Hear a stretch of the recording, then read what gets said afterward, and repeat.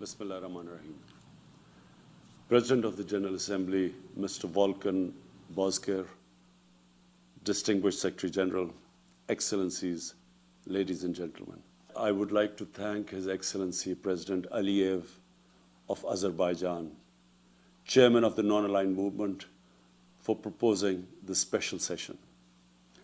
The COVID-19 pandemic is the most serious global crisis since the Second World War. The virus has infected nearly 65 million people and killed, sadly, close to 1.5 million.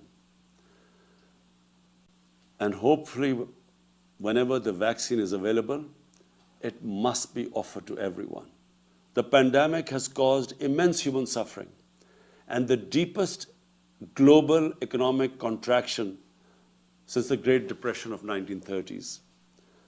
The poorest countries and the poor in all the countries are suffering the most. Nearly 100 million people in developing countries will fall back into extreme poverty. Rich countries have injected $13 trillion as fiscal stimulus to revive their economies. On the other hand, developing countries just do not have the resources to afford such a massive economic stimulus. They are struggling to find even a fraction of the 2 to 3 trillion they require to recover from the pandemic. In Pakistan, we had a successful policy of smart lockdowns. Our efforts were aimed at ensuring that not only do we save people from the virus, but also prevent them from dying from hunger.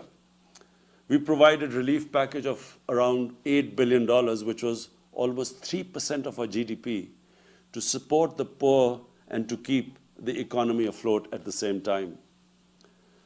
And as I said, so far our strategy has worked.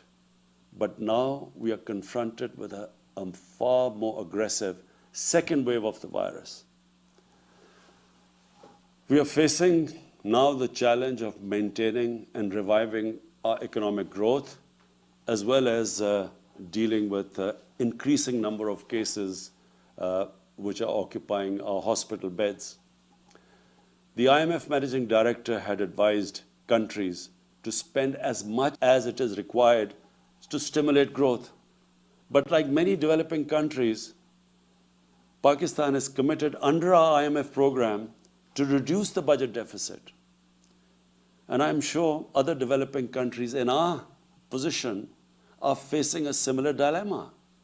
How do you stimulate the economy and yet at the same time reduce your budget deficit? The only way we can have the fiscal space to maintain and revive growth is through access to additional liquidity. Last April, I called for a global initiative on debt relief. We are grateful for the debt suspension announced by G20 in May and its subsequent extension till June next year. We also appreciate the rapid lending facilities activated by IMF and the World Bank. Yet the amounts generated so far are not even close to the needs of the developing countries to recover from the impact of the pandemic. As far as I know, 5 developing countries have already defaulted on their debt, and it seems others are about to follow. Several nations faced with large debt repayments and at the same time lost revenues are on the brink of economic collapse. There are disturbing reports from the World Food Programme of possible famines in some parts of the world. The financing for development discussions initiated by Secretary General and the Prime Minister of Canada and Jamaica have identified hundreds of options to financially support the developing countries. We hope that this process culminates in some concrete action soon. There is a need to reform the international financial architecture, build an inclusive and equitable debt management mechanism, construct a democratic, SDG-focused trading system, and install a fair international tax regime. If economic collapse is to be averted in a number of developing countries due to the COVID-19, the international community must identify and implement some key priority actions. I would like to propose a 10-point agenda for urgent action. 1. Debt suspension till the end of the pandemic for low-income and most stressed countries. 2. Cancellation of debt of least developed countries. 3.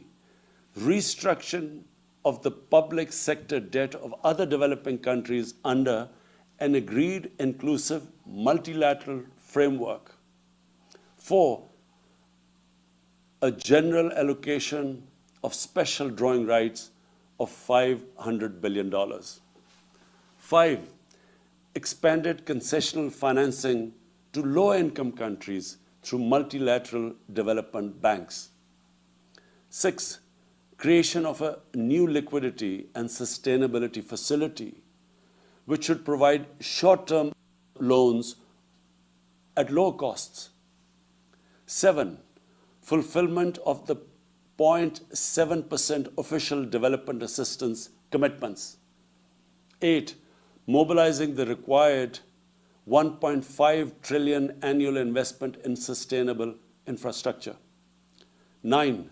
Achievement of the agreed target of mobilizing $100 billion per year for climate action in developing countries. And 10. Immediate action to stop the massive illicit financial outflows from developing countries to rich countries, to offshore tax havens.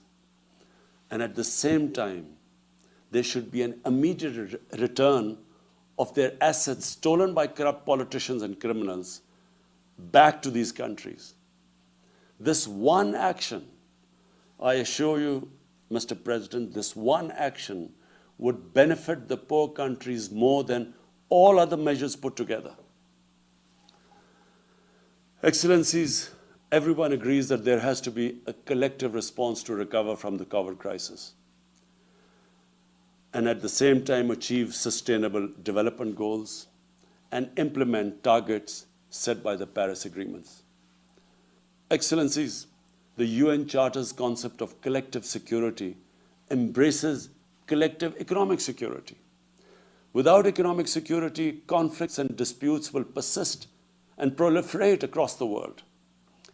Guided by the principles of this Charter, we must all work collectively for an inclusive, stable, and sustainable economic, social, and political order. I thank you.